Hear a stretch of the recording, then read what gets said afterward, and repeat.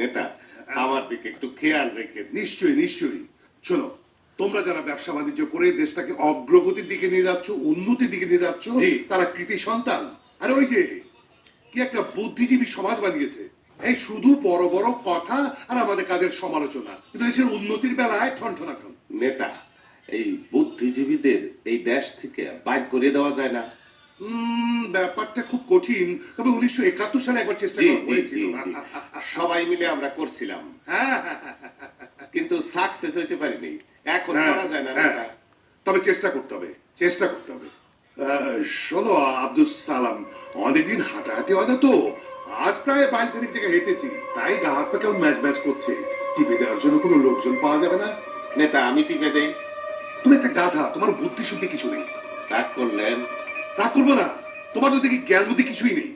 নেতা, রাজনীতিতে তো বড় ছোট কোনো ব্যাপার নাই। আপনি কি রাগ করছেন?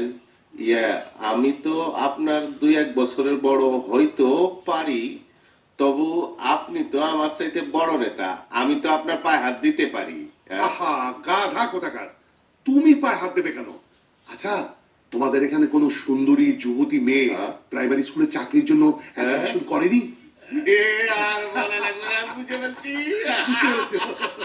আমি দিয়ে আসছি, আসসালামু আলাইকুম। ওয়ালাইকুম আসসালাম।